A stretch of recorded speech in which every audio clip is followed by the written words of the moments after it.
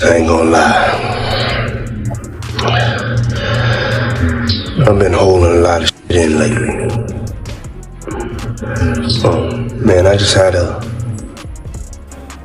like a 3.5 hour cry. What do I owe the? What do I owe the brother? What do I owe the brother? Last time we speaking together, he washed your car for you. He washed your car. He washed your car with no shame in our hustle. When you got them getting into that wash, and you know that chip gonna be good like this. Goddamn, this cold. Y'all better stop buying this slippery soap, man. The music world is officially on edge. 50 Cent just unleashed audio that sent Rick Ross into full damage control mode. This isn't ordinary rivalry noise, it's a calculated escalation with real consequences behind it. We followed the trail of how these recordings surfaced, and once the content became public, the reaction made total sense. Ross didn't just get challenged, he got cornered. With one unexpected move, 50 Cent flipped the entire narrative, turning quiet tension into an open storm that's now impossible to ignore. New York, just like Mount Vernon, New York City, Mount Vernon, and Miami, all that is the same, bruh. Nobody wants to be near him. Nobody wants to touch what he touched, be where he at. You understand? It's crazy, bruh, how his fall from grace, which was never from grace, it's just like the devil just kicked him out of hell. Because he was never in nothing graceful and did anything graceful. You know what I'm saying? I don't care what you say about, okay, he did the music, he had the bad boy legacy and everything like that, man. But, you know, a few albums, a few people, you know, made to be famous, but they not here to tell their story. Black Rob, Biggie, Craig Mack. They not here to tell their story, bro. And now you got everybody telling his story. Yeah, and I know 50, he did a recent interview with US Weekly saying that the reason why rappers are quiet about, you know, Diddy's situation is because they've been to his parties and they don't know what got caught on tape. Bro, those people who was caught at Diddy party did not know that he had 250 tape. Listen closely, this didn't happen overnight. While Ross mocked and chased attention years ago, 50 Cent stayed disciplined, watching and waiting. As Ross celebrated success and projected dominance, 50 played the long game, collecting moments and tracking patterns. Those early social media jabs weren't random, they were signals. Then, without hype or explanation, the recording dropped. No warning, no buildup, just impact. The reaction was instant, and Ross suddenly realized he'd been reacting while 50 had been planning the entire time. Tape recorders in that house that they took, that the feds found. So now with them finding all that and you being at a Diddy party, you know you may have done something that was caught on one of those tapes. You just better pray to God that they don't recognize you. Those people who know that they did something, no, they're not going to speak out. They're not going to say nothing. What part of the game is that? They are not going to come forward and tell on themselves. Nah, not at all. Ice Cube, he said it himself, bro. He said that Diddy's been targeted because of what he said about those folks and those people. Now, the people who was on those tapes may feel like Diddy might be targeting them. Because if he's asked about who is this, who is that, and he's under oath with the federal government, he got to tell them. He's not going to plead the fifth. Yeah, I know that got to be a terrible feeling, man. You know you did something wrong at Diddy party, and you hoping and praying that it's not caught on tape. But they don't think they did nothing wrong. That's their lifestyle. That's their lifestyle, bruh. I ask guys all the time, if two men lay down, how many homos get up? What you mean? I mean what I mean. It's The second that audio went live, the industry shifted into emergency mode. Executives locked doors, advisors went silent, and connections around Ross grew nervous. This wasn't a throwaway move, it was precise. Ross reportedly saw the clip mid-business and brushed it off at first, until the reality hit. That's when concern turned into urgency. The bigger fear? This may only be the beginning. Rumors suggest 50 has held onto material for years, waiting for the right moment to apply pressure. I'm 100% factual, but it's somebody in this story of things that seems more reliable than others, Race, is what I'll say, just to protect my sources. But this source informed me of who these A-list celebrities are on these tapes that are being allegedly auctioned off online and through the networks. And it's put me in a little bit of a bind because I like to be fully transparent with the audience. I want to say things, but I also realize from what I'm told, because again, I haven't seen them directly yet. I haven't, and I don't know if I want to. Race, I want your advice on that too.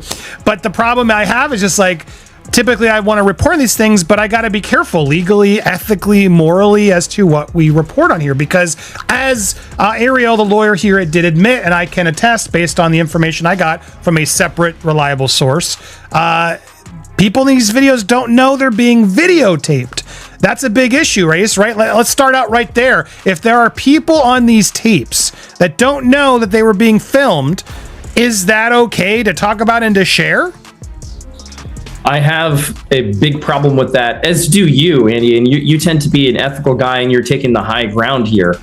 Notwithstanding the fact that you may have some significant information and reliable information, but the reality is that, look, I mean, if people were recorded non-consensually and you are the one to identify them, I think that's a problem, right? And I think anytime anyone has content, right, this is not an email, this is not a text message, this is video.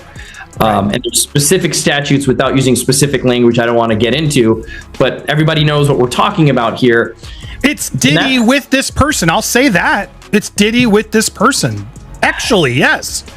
Yeah, and see, the problem is, again, like non-consensually recorded, you've got a victim here who may not want to be publicly identified. That's the problem. That's the problem. And they have a right to proceed if they want to, whether it's criminally or civilly, without being identified, because we know what's going to happen. As soon as they identify themselves, there's going to be a bunch of people that come out of the woodwork who are going to unequivocally harass them and claim that didn't happen, and they're making stuff up. And there's the victims that we want to protect here, and that's significant.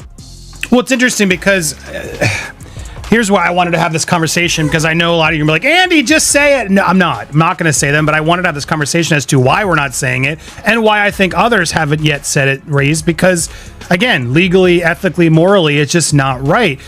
Now, there's an argument I've had with people who are like, well, they knew what they were doing with Diddy. Like these were consensual acts, like they knew, and he filmed other times, so I don't know what the big deal is. It's gonna come out is what I keep hearing from other reliable sources. It may come out, but it's not gonna come out via me. That's just to warn you all, because I don't think it's wise for us to put out something like you just confirmed it without the consent of the other person in the video, because again, from what I'm gathering based on some of these For a long time, Ross insisted certain industry relationships were distant or non-existent, but these recordings suggest otherwise. The material points to conversations and deals that challenge the image he's publicly defended. There's even audio hinting at behind-the-scenes arrangements with rising artists, reinforcing concerns this wasn't isolated behavior. Insiders warn that evidence like this can reshape reputations overnight, reopening old questions and forcing uncomfortable reevaluations of Ross's past and present. That they took 1,000 bottles away from his house? If the government took 1,000 bottles of baby oil and somebody had things what appeared to be baby oil, and then you have to listen to the prosecutor. He said that they seized 1,000 bottles what allegedly to be baby oil. Allegedly to be baby oil. So that's telling people that it wasn't baby oil. And people think that that was baby oil, they out their mind. I don't believe it was baby oil. Yo, bro, when they went up in there, they knew what they was gonna find. They knew what was ever in that baby oil or that those bottles that appeared to be baby oil, they knew about that at first. You gotta realize 9 times out of 10, that individual that got caught at the airport, that was supposed to be their carrier, told them what they was doing and what they had. I wouldn't put it past that he told them everything. So when they went up in there, they knew they had to take whatever was out there, and that thing that appeared to be baby oil, they took that. They got to test every last one of them. Let's see how much, let's see how many of those come back to be baby oil. Bro, listen to me. Costco don't sell that much baby oil. Where you know sell that much baby oil? Yeah, I don't know any store that sell that much baby oil. I know Costco, they came out and said that they don't even sell baby oil. My sentiments exactly.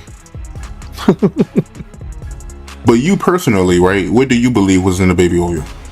If you ever seen a massage parlor being raided and they walking out the people, do they take the massage oil with them when they go? No, they just walk out the people who are being arrested. A person getting arrested and the people being arrested in those brothel houses. Do they take out the stuff in the brothel houses? No, they don't. They take the individuals who are being arrested out the brothel houses.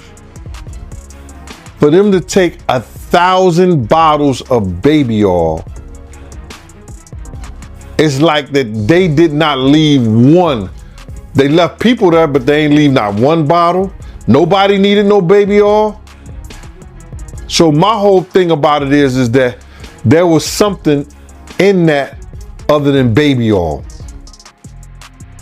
That's why they took all the bottles. And 9 times out of 10,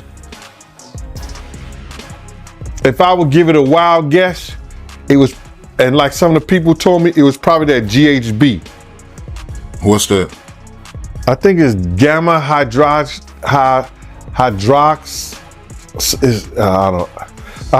I looked it up, bro. Let me see if I can find it. I know this is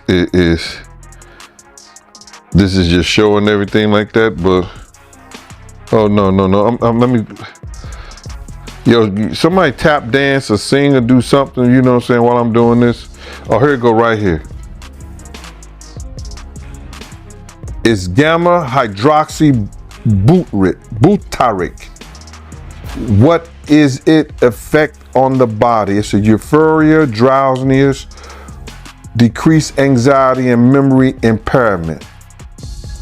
It works on the nervous system and gives you this feeling of euphoria. So they take that and rubbed it on her, and you forget who you are, what you're doing. It can also give you memory loss, drowsiness, and that's under the DEA, the Drug Enforcement Administration. Executives now describe the situation as watching a public unraveling in real time. Ross's inner circle reportedly rushed into emergency meetings, worried that more evidence could surface at any moment. With major deals already in motion and other industry figures facing their own issues, the timing couldn't be worse. Every attempt to deny or minimize the situation only seemed to invite new revelations, pushing the moment from concern straight into crisis territory. Is what this is. And again, that's a potentially outing of somebody as well. You know what I mean? There's so many things here that happen in releasing of this private consensual moment that while salaciously everybody wants to know, and people are messaging me all the time, Andy, who's what? And it's like, I'm not gonna say, because there seem to be way too many things that these people in the tapes, whether consensual, whether they, whatever, didn't agree to put out there. And I would think that's a legal issue too for anybody who puts these out first, no? Yeah, you nailed it. You can't without the consent of the victim. That's the problem. Somebody thinks that somebody has no idea, right? You said, well, didn't they know they're being recorded? No. I mean, in these situations, the assumption is they did not know. And that's what we believe right now is the victims did not know that they were being recorded. If the victim comes out and says, okay, yes, I knew I was recorded, and a statement is provided, that's a different story. But of course, you don't know that. So you, Andy, probably can't be the one to break that ice and be like, well, this is what I heard and this is what I know, and so I'm going to say it. And there's all kinds of hairy legal issues on that, right? With privacy and intrusion on seclusion is what we call it. It's a privacy violation. There could be defamation implications. There could be criminal implications. So you're doing the right thing by treading carefully, and I think more people should do this rather than get into speculation. Now, if you see the videos, even still, right? If somebody takes not to interrupt, but that's the question. Like, am I allowed to see these videos? Like, if I were to ask this source, show me the videos, do I put myself in worse legal jeopardy? That's another distinct legal issue, right? It's like you're watching something that someone didn't know they were being recorded of doing, right? And so it's dicey. It's dicey. Now, it would be different if you were an attorney and somebody's coming to you for purposes of defense or prosecution of a claim, a civil claim, or the filing, of some action to recover damages. That's a little different. But for purposes of, hey, look what I got, juicy gossip, and there are reporting outlets that I won't mention that will do stuff like this. I don't know that it's the smartest thing to do. I don't know that it's the careful thing to do. That's for sure. Or it's the ethical or moral thing to do. Yeah, it is exactly. I'm not a lawyer, but maybe this source will show you, and then you can verify what we know. But here's the other problem. Even if we verify what we know, like as I watched what Ariel, the lawyer, got these tapes, and even again, I don't want to get into the details, any remote details that could help explain or allude to even more of theories that are out there, or debunk or confirm. But I will say, hearing what I heard, which again isn't confirmation, but hearing what I heard, it makes me dislike what Ariel's doing even more, because I think there are going to be people out there, if this information does get out in some way, that are going to deny that these people are victims, that they're going to try to say, oh no, they're just consensually thing and they were hiding this affair and yada, yada, yada. And I don't see it that way personally. I mean, and granted, I haven't seen or know, like this isn't somebody involved from what I've gathered in these tapes of them, doing it to others in a way, criminally, like we've heard in some of these suits. This is just, it almost feels like, again, if it's real, like blackmail material that Diddy keeps to sort of hold over these people's heads.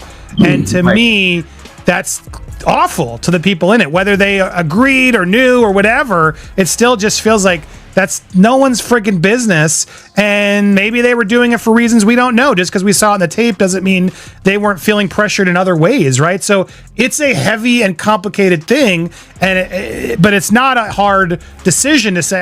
When the alerts started flooding in, Ross reacted fast, and not carefully. He went online with emotional responses that instantly clashed with polished statements from his team. The tension was obvious. The more he spoke, the more uneven things looked. Advisors tried to regain control, but mixed messages and public contradictions only deepened the confusion, leaving those around him urging silence before the situation spiraled any further. Yeah, I 100% agree. Like, let's let this play out in the legal realm. If you ever get Ariel on your show, I'd love to talk with her and have this conversation if she's willing to do it publicly, because I still don't understand what her role is in all this, and I've heard at times broker, I've heard at times advocate for victim, and I don't want to judge what she's doing or not doing. I'd love to just have a conversation about it, because I personally don't get it, right? This is a very sensitive thing. Again, if this gets turned over to the feds and the feds bring claims and this is outed, that's a totally different story. But the feds do what they're going to do, like what we talked about months ago on your show, right? When this first went down, we knew when hard drives were seized and things happened that, look, they're going to build a case. They're going to build a case that they think they can prosecute. It's not for us to speculate what's there or what's not, but to say, you know, you have tangible evidence of something on camera that you've seen and that it's being sold in order to protect someone. To avoid being publicly named, which is what even the lawyers are now admitting. It all feels really dirty and shady, man. The only person that makes sense that could buy this is the victim, right? If the victim says, I don't want this to come out. Yes, it was consensual, but I don't want it to come out. I didn't know I was being recorded. Give it to that person. Right, I guess, but you're right, because then they can actually own it. Maybe there is a version of this, so that's what Ariel's trying to allude to. You'll own it, and no other network's going to be able to buy it or show it if you own it and haven't given permission. I guess, is that maybe part of what they're trying to do here, in that the celebrity who buys it can actually then control it just from a clearance standpoint?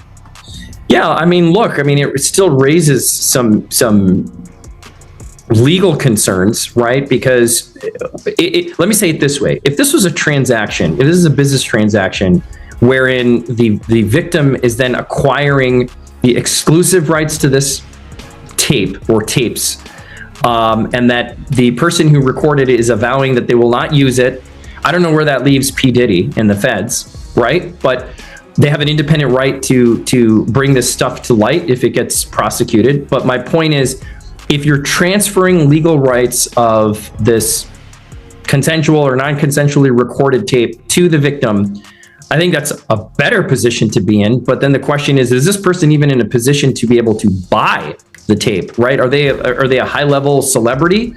Like, who are they? We can assume that they're celebrities with millions and millions of dollars to expend on something like this. Just raises a lot of questions. The scramble intensified. Efforts to limit the spread of the recordings came too late, as the material was already everywhere. Ross's team reportedly searched desperately for the source, while accounts were restricted and reactions became more frantic.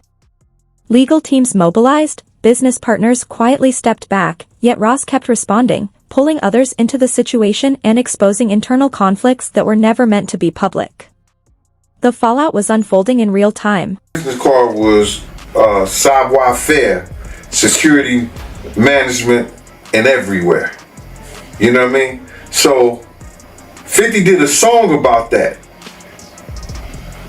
You know what I'm saying? And he put that in the song. And some years ago, about a year or so ago, not even a year or so ago, he said that when he dropped my name, he said, yo, I got the savoir-faire, I got that from Big Gene. He been trying to tell y'all about this Puff shit years ago.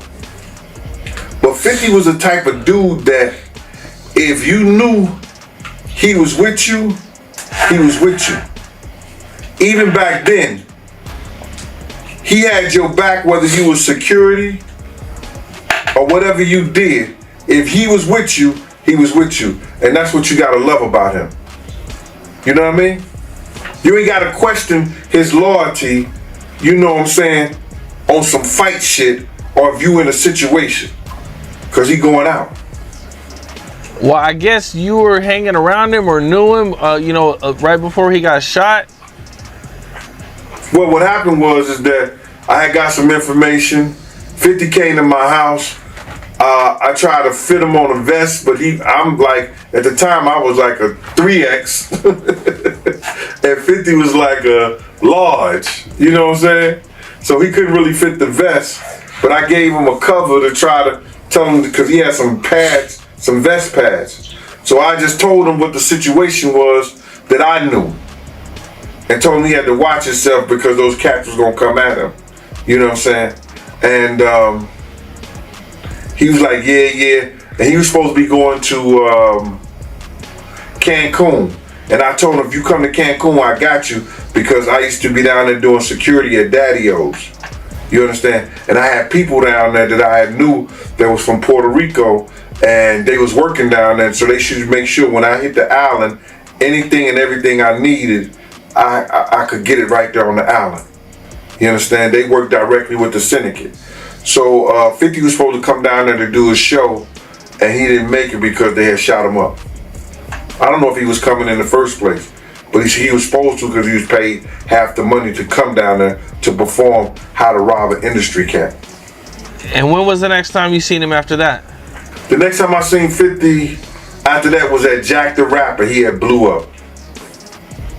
He had blew up, man. He was like, you know, he was this dude and everything like that. And I was sitting in we was in Puerto Rico, and I was sitting by myself, just chilling, and he had his whole entourage with him. He came directly over to me. He like, yo, Gene. I was like, yo, what up, Fif? I said, what up, 50? He said, what's up, man? He said, yo, put his hand out to me, and he grabbed my hand. He said, yo, they can't stop what God got planned. Went on about his business. And then he blew up crazy. Crazy, man. Yeah. How do you feel about 50 going so hard at Diddy with the documentaries and, you know, man, what did he do to 50 that made him hate him so much, man? That's crazy. Well, I think it's just, you know, you got to look at it like this. 50 was writing a lot of shit that made a lot of money for Diddy. And he knew back then in the day, he didn't know what he know now, but Diddy was robbing him. You understand? Mm-hmm. You know, bringing those kids in and say, yo, here, write this verse for me, man, for this, stuff like that, and giving them $5,000, you understand? Or $10,000, and you making $100,000 or $200,000 or maybe $2 million off of it, or $1 million, whatever the case may be. See, people call that good business. That's not good business. That's taking a person's talent, using it for your own self-indulgence, and not giving him what it's worth. When you could have been teaching these kids, you could have been helping these kids, and maybe these kids would have been helping you at the point you are right now. So, if that's the case, he have every right. But 50 is doing this for the culture. You understand? If it's going to be told. As everything exploded, alliances became visible. Artists began signaling where they stood, some showing subtle support for 50, others distancing themselves from Ross without explanation. Quiet unfollows, delayed collaborations, and cryptic posts spoke louder than statements. The message was unmistakable, momentum had shifted, and the industry was paying attention.